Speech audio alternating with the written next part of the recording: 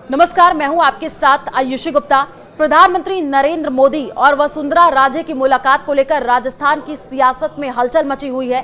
राजस्थान की पूर्व मुख्यमंत्री वसुंधरा राजे ने सोमवार को संसद भवन दिल्ली में प्रधानमंत्री नरेंद्र मोदी से मुलाकात की थी।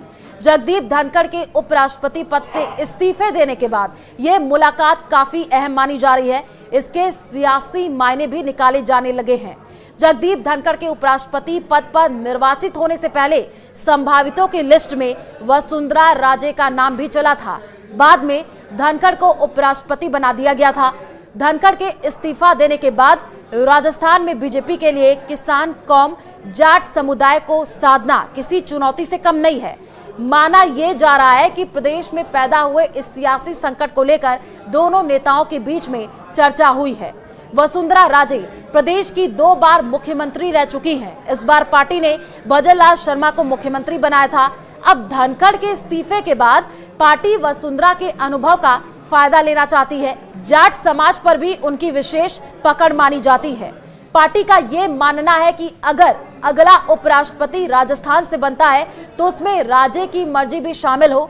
उपराष्ट्रपति की दौड़ में राजस्थान के रहने वाले सिक्किम के राज्यपाल ओम माथुर का नाम भी चल रहा है।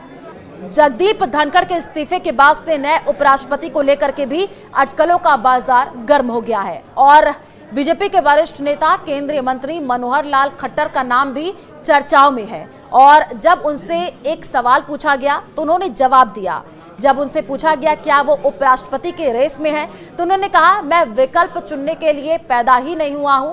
मुझे जो सूचना मिलती है उसके हिसाब से काम करता हूं। इसका मतलब साफ है कि वो किसी पद के लिए अपनी पसंद जाहिर करने के बजाय पार्टी के आदेशों का पालन करेंगे। ओम माथुर और वसुंधरा राजे की अदावत किसी से छिपी नहीं है। ऐसे में पार्टी के लिए राजे को साधना जरूरी हो जाता है। इसके साथ ही पार्टी में अभी राष्ट्रीय अध्यक्ष का चुनाव भी होना है। हालांकि राष्ट्रीय अध्यक्ष के लिए भी वसुंधरा का नाम चला था।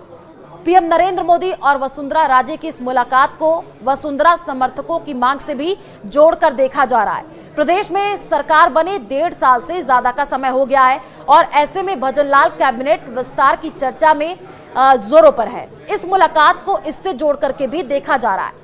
राजनीतिक जानकारों का ये मानना है कि वसुंधरा अपने गुट के नेताओं को मंत्रिमंडल और राजनीति नियुक्तियों में तरजीह दिलाने और अन्य संगठनात्मक मुद्दों को लेकर लंबे समय से पीएम मोदी से मिलने का समय मांग रही थी। तो क्या वसुंधरा राजे बनेंगी अगली उपराष्ट्रपति? इस पर अभी भी सस्पेंस बरकरार है और अगले कुछ दिनों में तस्वीर साफ हो जाएगी।